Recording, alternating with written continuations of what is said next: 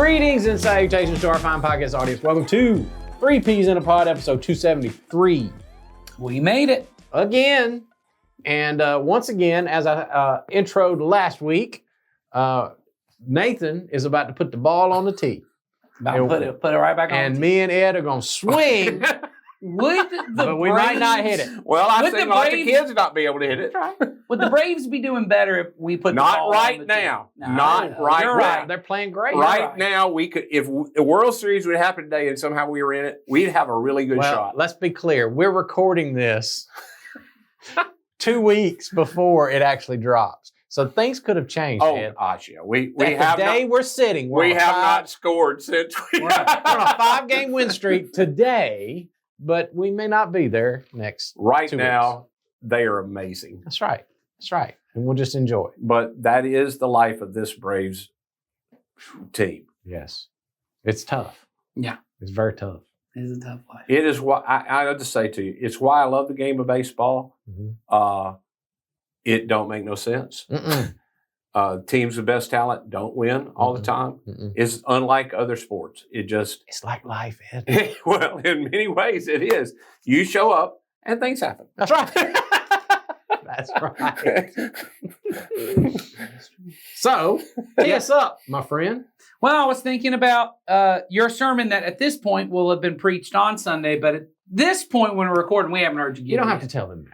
Oh, no, they need to know that because I They know if they watched last week. I got the same clothes Same on. shirt. and we can Same. say we made it all we want to. What we made is we made 10 minutes. That's right. I was going to say, really great sermon, but I haven't heard you give it yet. I've read it. You wrote a lot of really good stuff. I wrote lots of words. Whether or not you're going to fumble the whole ball Sunday and they ain't going to I know. have confidence more than if it were me. I could write really good words and then get up there and the people that watch know.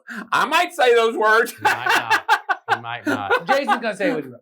But Jason's going to be real close to what he wrote. That's right. really good stuff about emotional discipleship, which is a topic we don't hear a lot about in the church. We do not. Yeah, it's not a big topic. I can think of a handful of books I've read about it. Yeah. And so it's not a very widely talked about thing, especially in the way that you go at it, Mhm. by talking about dealing with, there are no negative emotions, but dealing with difficult emotions. There are All right. emotions that are a little more, I'll accept that Yeah. framing. Okay. Difficult. Yeah.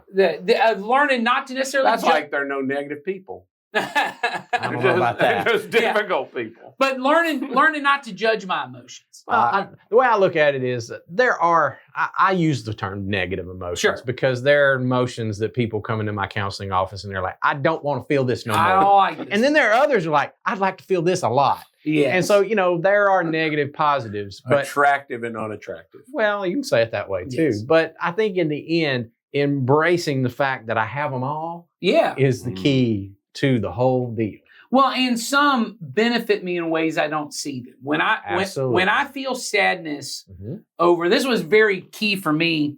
I don't know, maybe now at this point, about a decade ago, reading a similar book to the stuff you wrote in the sermon, a book called Emotionally Healthy Spirituality. Yep. It was a very helpful book to me, but he talked about the kind of emotions we want to run from of fear, sadness, and anger. Yes. And what he said is when something really bad happens to you, feeling sad is the appropriate reaction. Yes. It is not a sign that you don't have faith. It's not a sign that you... There's a lot of it in the Bible. Yes, right. Well, and he even said something that I know you say in the sermon Sunday, is that God feels all those range Yes, of he emotions. does. Anger and sadness. We see in Jesus this, it's the word anxiety doesn't appear in the scriptures in that form, Well, but he felt angst. Well, as I say in the sermon Sunday, I think Jesus experienced what we now call a panic attack. Right. He describes, as he goes into the garden to pray, I am overwhelmed with grief to the point of death. Right. Yeah. That's what most people call panic attack. Yeah, Right. That's right. So you see these kind of emotions of, and many of us, we end up judging ourselves for these emotions That's of, Yeah. well, I shouldn't be feeling that anxiety. Everything's fine, so I shouldn't feel that way. Or See, Nathan, if you were in my office, I would say you need to remove that word should from your yeah, vocabulary. take that word should Take out. that word right? out. So Brene Brown taught me not to should on myself. Don't should. there you go. Don't Don't should should on on yourself. yourself. I like Very Brene. good. Yeah. Yes. So this idea of allowing all of our emotions to be ways in which we encounter God. Yes. That God sits with me in my anxiety, or he Mhm. sits with me in my grief, or he Mhm. sits with me even in my anger, that when Yes. something, injustice in the world or to me has happened, Mhm. being angry about that is an appropriate reaction. It's what we do with those emotions, obviously, that is Yes. important. But this idea of, there are these things that most of us, as you just said, Mhm. people come, I'll go see a counselor because I'm feeling an emotion Mhm. I don't want to feel anymore. Mhm. Or something has happened in my life that has brought a lot of mess or pain or whatever. And I just want to clean that up so I can get back to whatever, normal or some other state. And we were saying off mic before we started, that doesn't just happen in the counseling office. That happens in the church world. People, most often you walk into a church, if you weren't attending church before, not you moved to a town and you loved your old church and you're just looking for another church. The reason you go find a church is because something happened, or I'm experiencing a level of pain. And by pain, I don't mean even physical, but could be emotional, mental, spiritual. And that's driving me towards seeking help. Or Looking for a solution. I'm looking for a solution. That's right. I'm looking for a solution. We talked about how that's obviously a problem in the counseling world. It also ends up showing up in the spiritual world as well. You talked on Sunday about this idea of Christ wants us to meet him in our emotions, right? The emotions aren't, they're not negative or bad, or even a lot of times we get these ideas of deceptive, right? Yeah. We think that, we can't trust them. Yeah, if I'm feeling this, there's nothing I even need to examine in this. Yeah. But learning to say, I don't have to run from my emotions. So, Jason, talk a minute about that, sitting with Jesus in your emotion. What is it you mean by that? I think what I mean is not to bypass it, but to hold it and be curious about it. Yep. One of my favorite images that I use with clients is I say, your emotions are like the dashboard lights on your car. No normal, wise person would see the light on the dashboard and go, I need to pull that bulb out, or I need to put a piece of black tape over that so that I don't see that anymore, because that's what I want. I just don't want to see the light anymore. Right. No, a wise person goes, oh, something's going on under the hood. So now I want to be curious, and I want to look under the hood. I want to take it to somebody who knows how to look under the hood, and let's look under the hood together. Let's find what's turning that light on. Let's talk about that, work on that, come up with the solution to that, and then the light will go off. Right. And then I can move on. That's what I see in the healthy way to handle emotions, is looking at them as opportunities to be curious. And I think if you would be more curious about whatever emotion that you're having, even the good ones, then you are better for it. Because then, and the point you asked about sitting with Jesus, I bring them before God. This is what is in me right now, Lord. Help me understand this in a way that can help me become more of a disciple of you. And then I think this is what Paul was talking about when he said, take captive every thought. We now know, there's a whole other study that just got done. We now know that all emotions are actually thoughts in your brain. Right. That cause a physical reaction in your body. And they've identified this in research. And so taking every thought captive is basically every notion, every reaction, every emotional thing that happens within my body, bringing that to the throne of Jesus and allowing his lordship to put that into perspective and to shape it into his likeness is what I want from that. It does not mean that every pain goes away necessarily in the way that we think about it, but it can be used in my devotion and discipleship to him and becoming more like him, like we said last week, entering into that flow of the Spirit where it is all love. Yeah. And so that's what that's a long answer to your question. No, I think in those terms, well, I 100% agree with what you're saying there. I think in those terms, it becomes a powerful way for me they become opportunities to meet God. I remember hearing I used to lead an alpha course, which is like a beginning to faith kind of course for people who were skeptical to faith. And I would lead through them. In one of the videos, there was a priest on there and he was talking about, he's a Catholic priest, and he was talking about what prayer is. And what he said, every emotion is an opportunity for prayer. He said, even ones that we would call sinful or temptations, he goes, lust is an opportunity to pray. He goes, because if I have a lustful thought, he goes, if I would just stop and go, now, why did that pop into my head? Why did that pop in my head? And then he goes, instead of going, wow, you're such a like perverted man that you would have this thought. He goes, if I instead would stop and go, which is what that began the practice for me that I've shared on the podcast before, that I just begin praying for any woman that I have any kind of lustful thought towards, is I'll stop myself and go, hang on a second. That's a woman made in the image of God. So I'm just going to pray instead of going, what I used to do my entire life is, how could you ever be that person? Understanding temptations are going to come, sinful thoughts are going to come, even emotions are going to come into my head.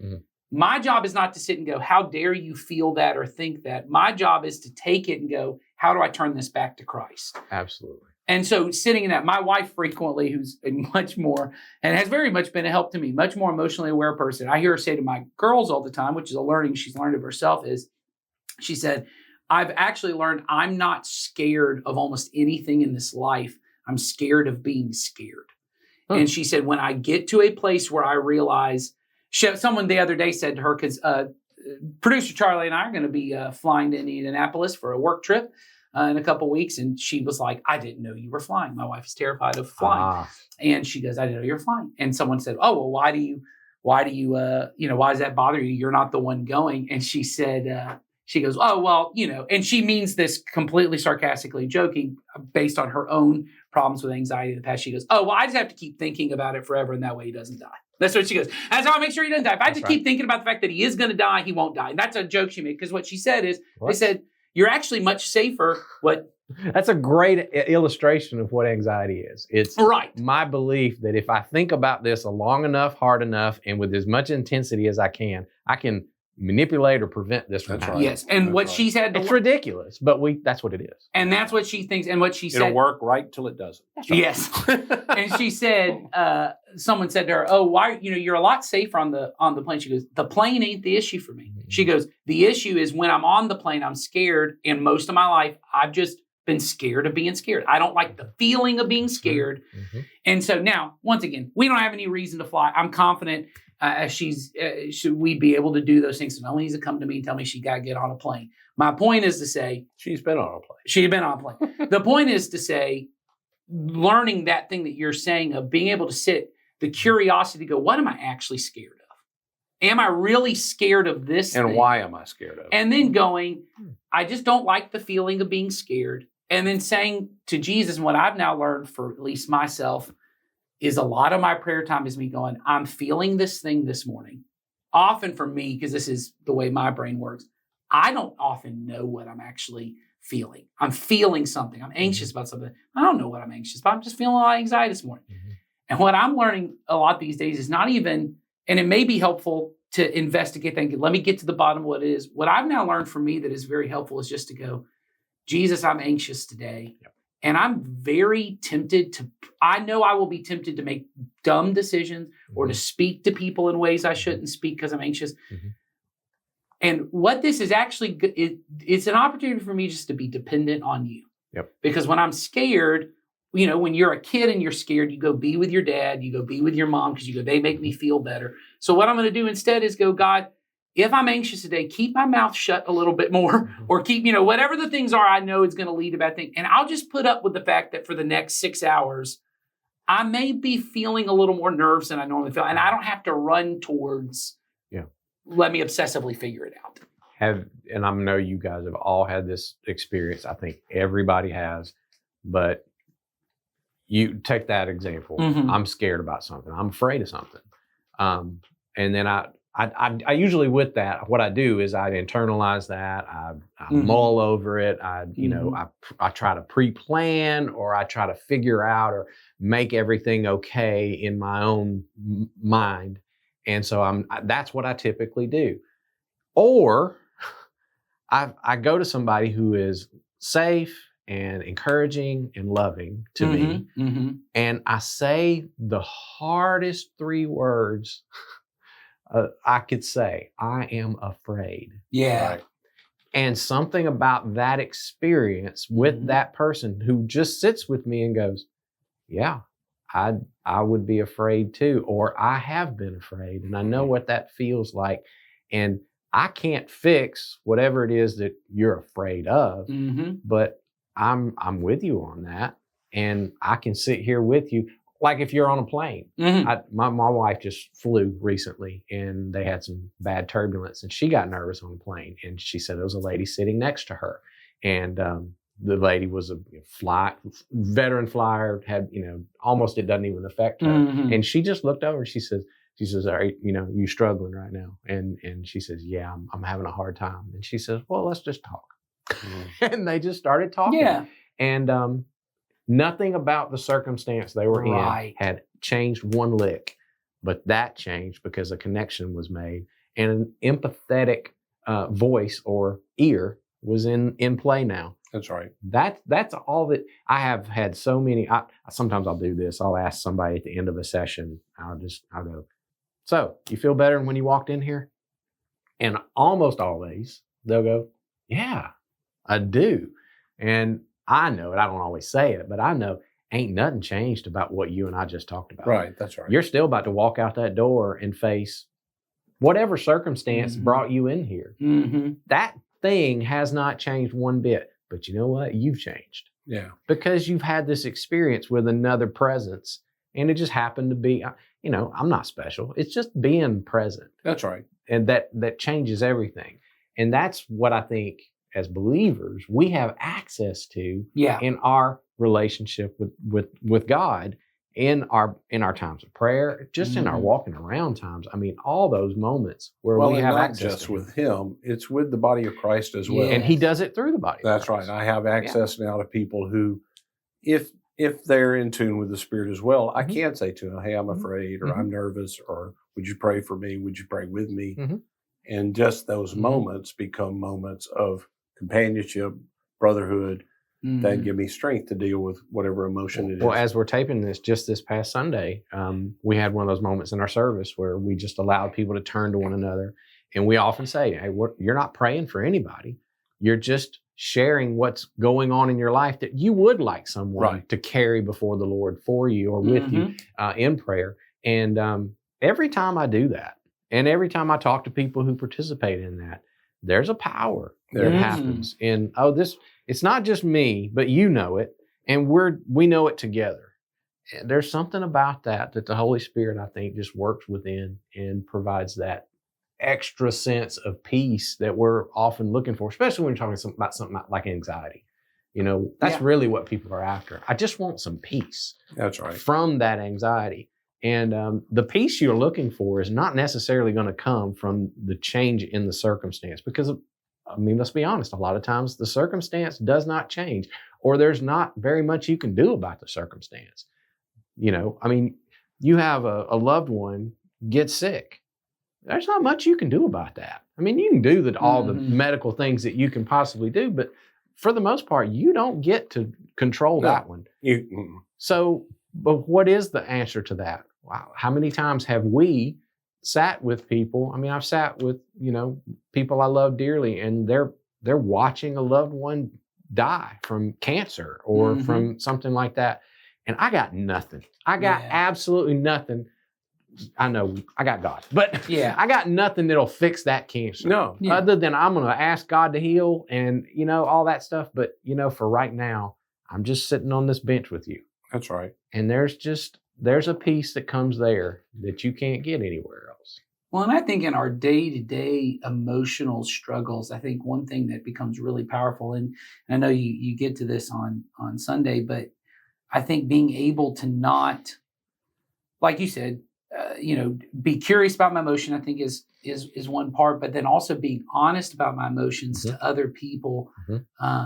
There is a freeing power in that. One thing my wife and I now regularly say to each other is we just have a phrase that both of us know when we both come and go, "I got to get this out of my head." Yep. And if we can go to the other person and just say, "I got to get this out of my head because And we're both much quicker of doing it. And hers is often something about anxiety, about something that she goes, I heard this and it made me think this was going to happen. Or mine will be, I'm insecure relationally about something. And I'll just say, I got to say it. And then almost as soon as you're done saying, you don't even need the other person to say something. You go, and that is a crazy thought to have. And I shouldn't have that thought. That's right. And I got to move on. Okay, thank you. That feels better. But the part of it that I think is huge is, and I've heard you say this about one of the last times you're talking about anxiety of, the part in 1 John where it says perfect love drives out all fear. Yeah. And I heard someone talking about, emotions and certainly emotions are, I know you have what's called the feelings wheel. Yep. So there's this like broad spectrum of emotions, but the way that this one Christian psychologist I heard say it is, on a spectrum there ends, and he says he believes there are just basically attachment emotions and survival emotions. Okay. Which are, he said, they're on the two ends of them. He goes, which is the survival emotion is fear. And he goes, that's your evolutionary going, I got it, which is why it leads to anger and leads to all these other things is I'm going to be afraid. And he goes, and attachment emotion is love. And he said, in the Christian responses, he goes, the way to move away from all of those things, he goes, even if I'm deeply depressed, he said, or if I'm dealing with lots of shame, he goes, shame ultimately, the emotion behind shame in his version of it is it's fear, which is the fear that if anyone knew who I was or what I did, they'd reject me away from attachment. He goes, but if you will move towards people, he goes, even if it's a counselor at first, and he goes, you go and I go, I'll pay you money just to hear this so I can say it to you. He goes, and then eventually if you can say it to someone and look them in the eye and go, this is the thing I'm afraid to say to anybody. He goes, their response almost always is deeply loving and accepting. He goes, you move towards that attachment and it does cast out that fear. Yes. You brought up something that, when we get trained as counselors, one of the very first principles that they teach you, and as a Christian, I just almost laughed when I heard it. But there's Carl Rogers is one of the fathers of modern therapy, and he has this thing: every counselor must approach every client with unconditional, positive regard. When they said that, I went, "Oh, unconditional love from Jesus." Right. That's what I wanted to say, but I couldn't say that. But it is the posture you're supposed to take with everyone. Yes. Because of that very thing you just described, Nathan, of having that dynamic with a person of, I'm afraid to say this out loud, or I'm going to put the table and I don't know what's going to happen when I do, is you've got to be the place where essentially you go, that's okay. That's right. You can do that in here. It's okay. I don't think of you any less. And that's the thing I hear a lot of people. I've never told this to anybody, and I'm afraid when I tell you, you're going to think I'm a horrible human being, or you're going to think less of me. And then I just go, well, I'm going to do my best, but that's not what I'm going to try and do. And then once they do, and I always say, I'm here to earn your trust. I'm here to earn that. Yeah, earn the right to hear whatever it is you need to bring. And then once they bring it, then getting the experience of somebody goes, I don't condemn you. Yeah. In fact, now I know your story, and I know how you grew up, and I know what's going on in your life, and I know what you're afraid of and what's happened in your experience. No wonder. Yeah, that it feels that way. I would probably feel the exact same way if I were you. And that's not a fake. Yeah, I'm not saying you just manufacture that. No. I honestly, truly mean that. Because once you do, it's my experience, once you do get to know people, there's just a lot of stuff, a lot of reasons why we do and feel the things that we do. And so you can actually enter into that space and go, like you said, that perfect love that I know for me, whether a person that I work with is Christian or not, right? I know where it comes from. Yeah. And sometimes I can call that out, and sometimes I don't. But I know that that's the source of all of that stuff, and that's where the healing comes from. That's right. So. And I think for those of us who are believers, in order to get to a place where I can become a person of healing for other people, I got to figure that out in my own life of how do I lean in towards the vulnerability of being able to speak those thoughts, my own thoughts, not just receive someone else's thoughts. But I find that often the more vulnerable I've become in this life and more open I've become, people tend to become more open and more vulnerable with me. And I think that idea of, even sharing the thing of, I said, this is something I share with my wife, but I'm constantly trying to broaden that circle of, it's not just my wife my wife and I have been together for 20 years. And I go, if it's got to take me 20 years to get to a place I can be vulnerable, then I guess it's just going to be me and her for a long time. If I got to know you that long to get to be. Well, hopefully over time, Nathan, you are becoming the kind of person who has shed enough of that fear, right, that you can be vulnerable with somebody that you didn't have to go 20 years. Right. You know what I mean? Because now if the perfect love is driving out fear within me, I can be vulnerable with somebody that I might have known 6 months. That's right. Because why would I be afraid? Well, and in fact, I heard somebody say this years ago, and I'm not saying I accomplished it, but the word vulnerable changes, because if I do become a kind of person that I am convinced that my worth is not at risk, that it's not vulnerable for me to just be honest and open. No. Yes. There's no vulnerability in it, because nothing about me that matters is at risk. So that's all secure in Christ. Yeah. And I can just be.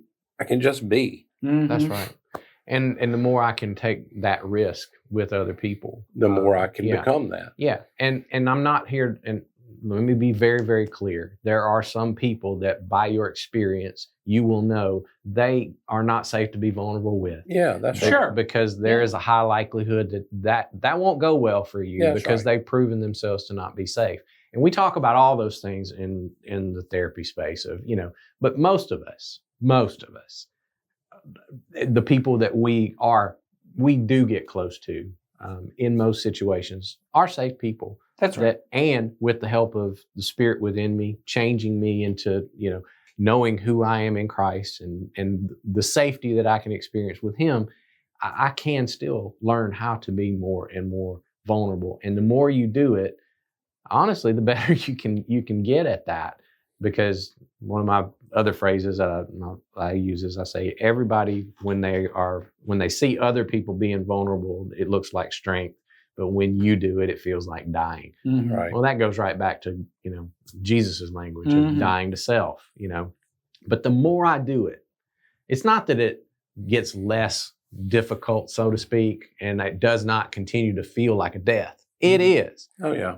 But putting things to death in me as a believer should become my way of life. Yes. And the more I do that with the help of Jesus and with His love and care for me, helping me be strong in my weakness, His strength through my weakness, I can learn to start daily dying to all of that stuff.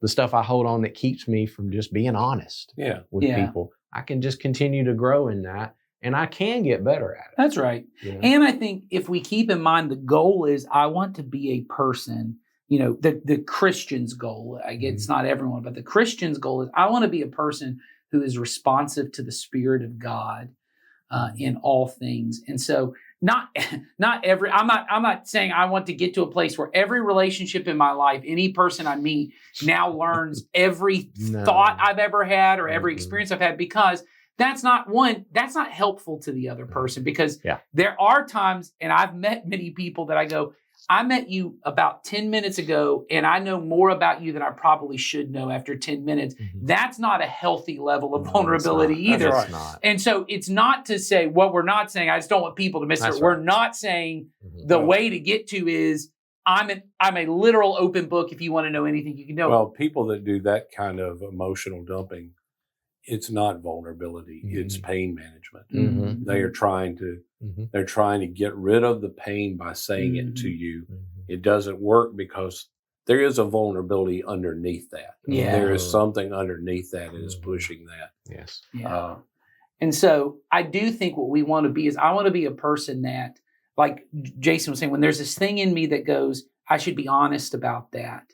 If that's the Spirit that's leading that, any resistance I have, that's the moment I try to go, well, just go ahead and just say it then. because if I really feel like this is the appropriate place to be honest about this, that's where I want to, I want to live at, is because I want to be a person where when I'm feeling anxious, I'm responsive to the Spirit's peace that he wants to bring. Or sometimes, like I said earlier, for me, a lot of it's learning to be dependent. Because a lot of what I've learned, this is my personality. This is not everyone's personality. My personality is the reason I push emotions down is because they do not help me get stuff done. Mm-hmm. Most emotions do not help fuel me.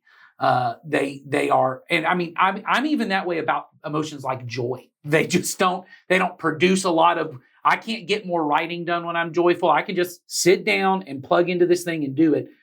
And so what I've had to learn is, if I'm feeling this emotion, instead of pushing it away and depending on my ability to get stuff done, I'm just going to depend on the Spirit of God to go, if maybe all today I'm supposed to do is just sit here and be with you in this thing, and I'm going to do something else that's less productive today, and I'm just going to be sad for a while today. Yeah, that's right. Or I'm just going to be anxious today. But that too is learning to be responsive to the Spirit who's going, you don't need to produce things to be loved. Mm-hmm. You don't need to be thought well of by others to be loved. You can be, whether it's vulnerable for you or weak or whatever the terms are that we're all scared of being, learning to be dependent on the Spirit in my emotions. Because like physical pain, those emotions that are painful, they cause us to be dependent. When right now I'm at a place where I had a little operation done on my arm, and I can't do as much. I've had to ask someone,